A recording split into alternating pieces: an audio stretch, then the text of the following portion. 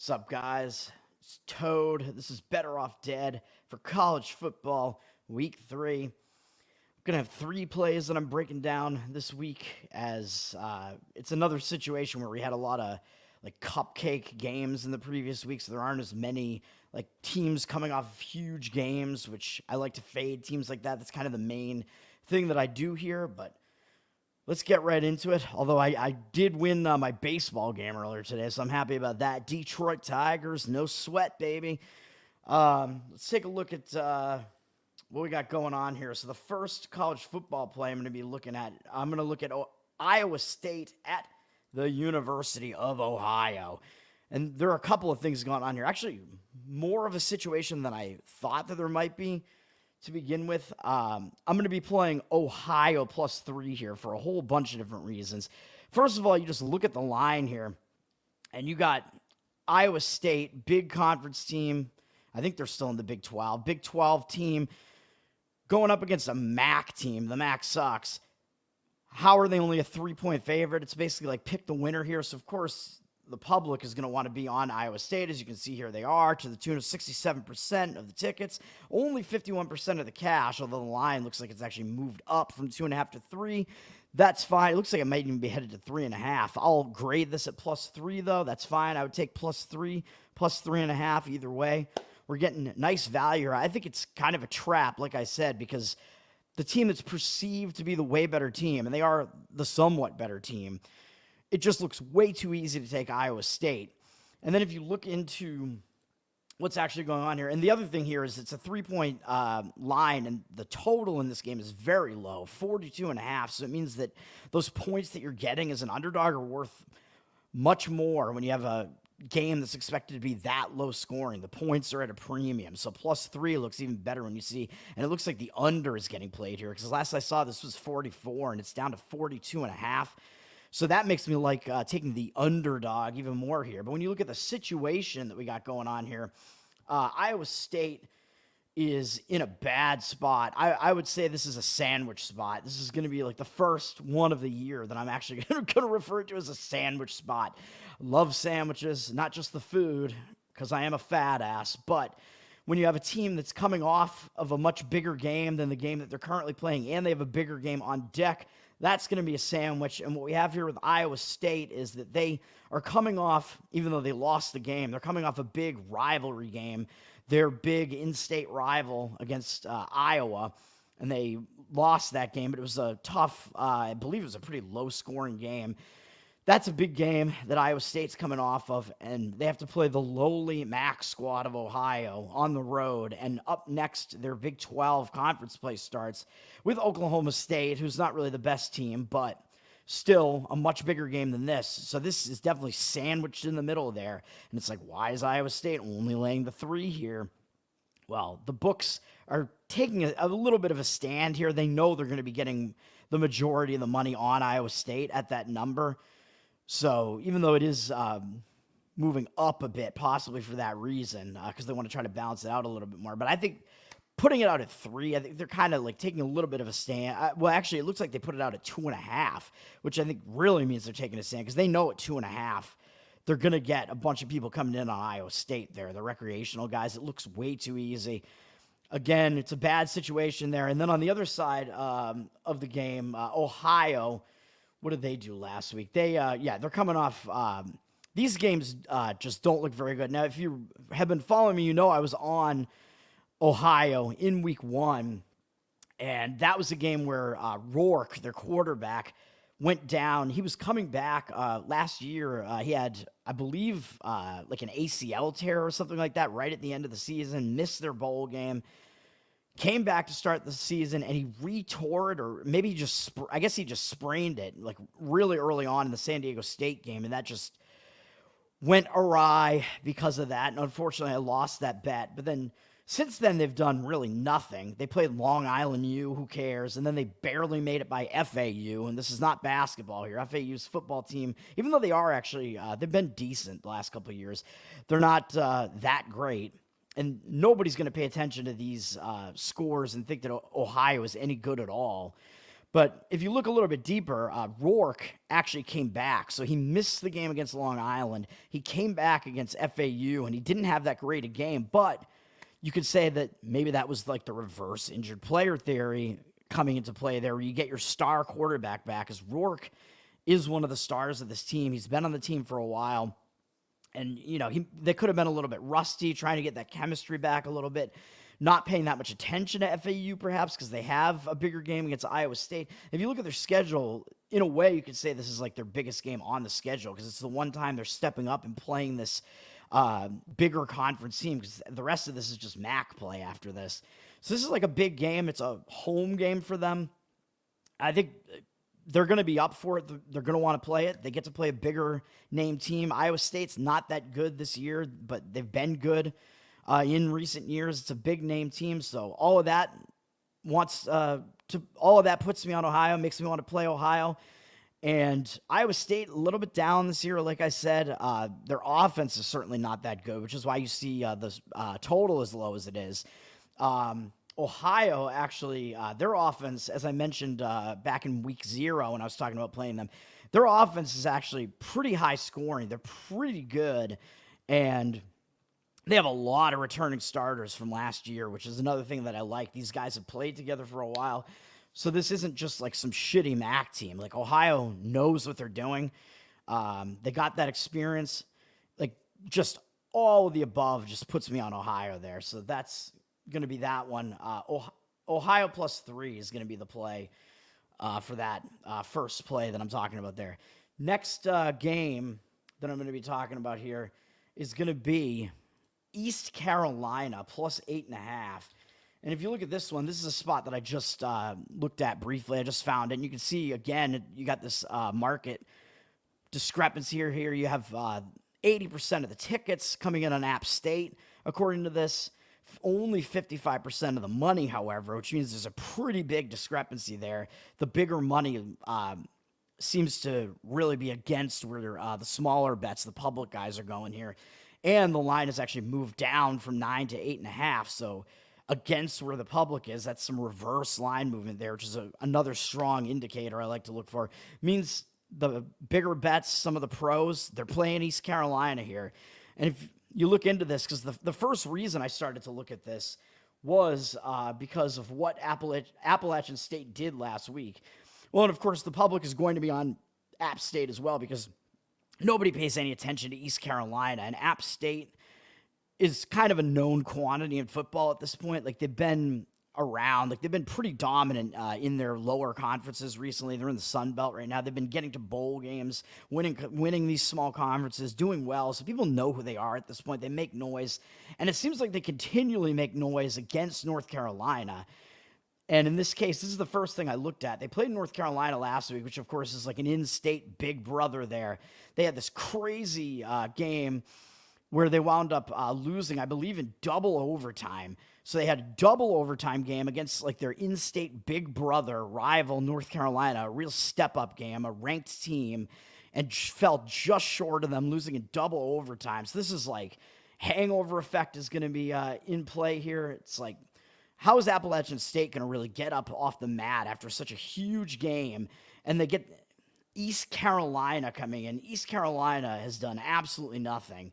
They're 0-2, and they just got blasted by Marshall last week. But they were coming off a game against Michigan. I mean, Michigan is way better than East Carolina, but you could say that maybe that was kind of a bigger effort game, and they were just not ready for the next one, even though it was their home opener. They just got blitzed by Marshall.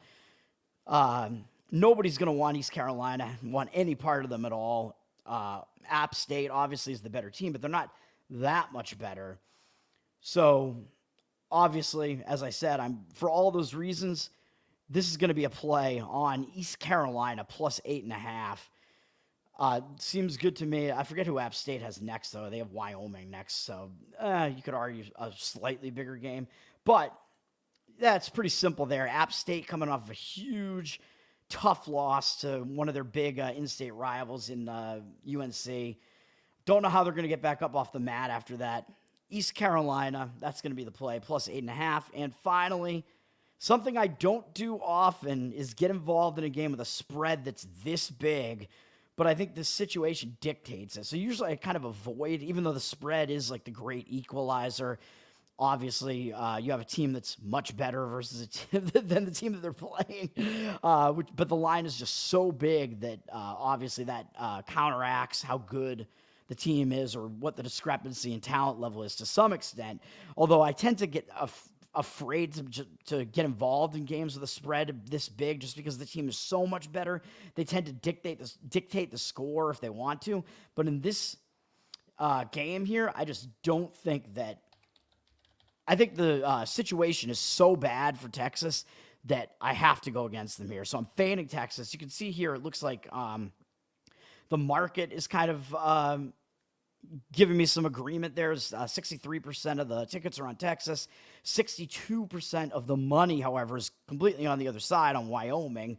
The line has gone up, though, from 28 to 30, but I don't think that's much of a difference there between those two numbers, really, but it's just going to give us more value. And 28 and a half is really kind of the key there. But once you get into numbers this big, it's kind of like it doesn't matter quite as much, really. But also, the other reason to look at this here is this total is way low, man. 49, just like I was talking about with the other game that I was looking at, the Iowa State game. The total is so low that getting this many points is crazy.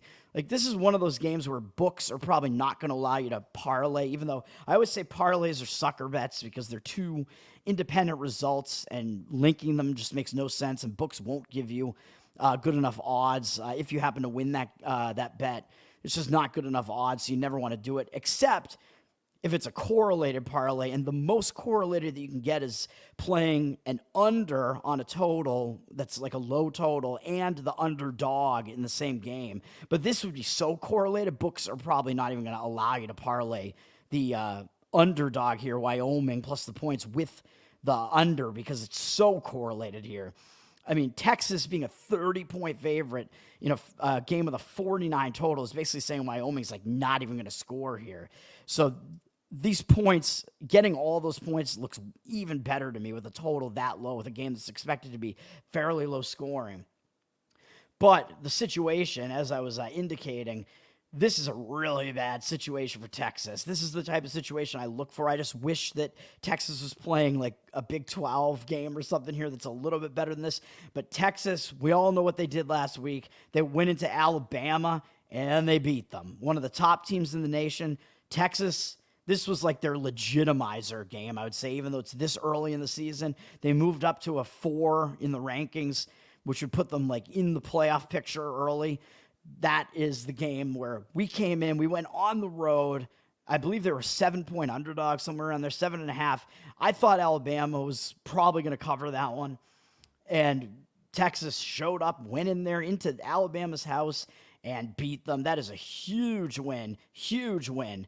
And then coming off that, they're going to come back home. They're going to be like reading their press clippings. They already played their first home game, even though it was against Rice and in-state route. But that was another one where Texas was a way better team, and they were a huge favorite in the 30s, I think.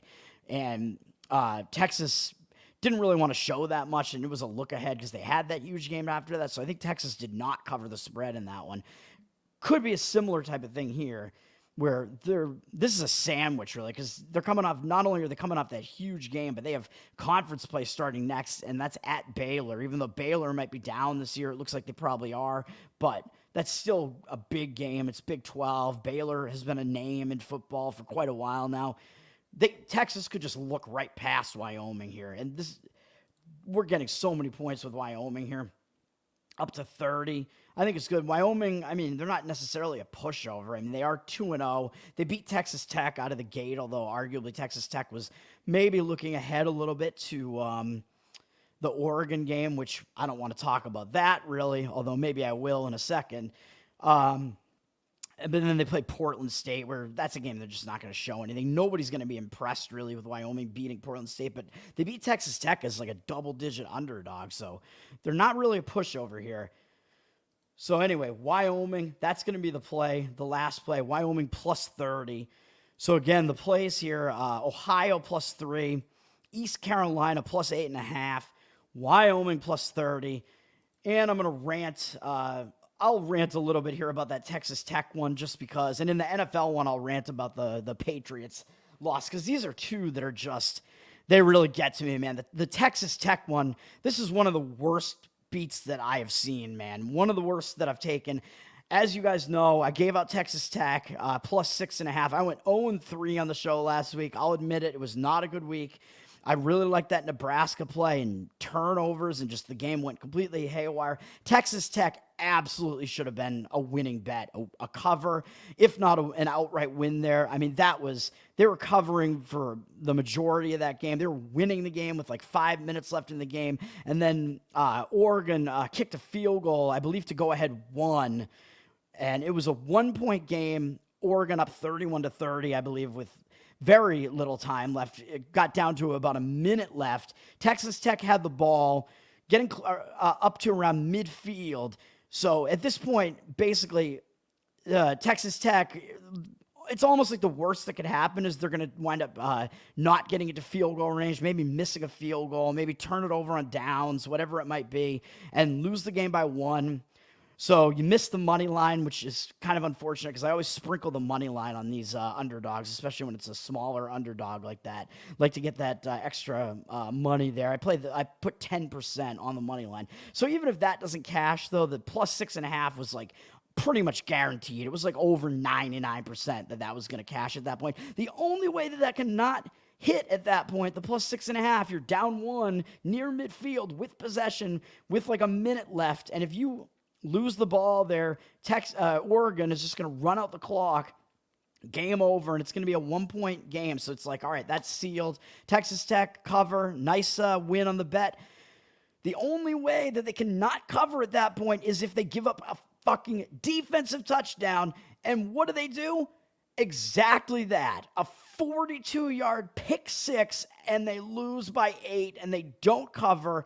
Unbelievably bad beat. There might not be a worse beat this year. That's probably the worst one that I've had in years. It is just so aggravating, man. So aggravating. But this week, we'll leave it on a positive note. Can't do worse than 0-3, baby. Can only do as bad as 0-3. But let's do better than that. I like these plays, man. Let's do it. Let's get it. Let's win. And you can go follow me at Tower Gang Toad on Twitter. I'm putting out almost daily videos as well, where I put out plays. Like I said, I had Detroit Tigers in Major League Baseball because I'm still playing baseball plays as well. That was a win earlier today, afternoon baseball. And I am on the Tower Gang podcast, which is the most offensive podcast on the planet. Follow us, find us at Tower Gang Pod. And you can subscribe to our locals if you want to give us some support, towergang.locals.com.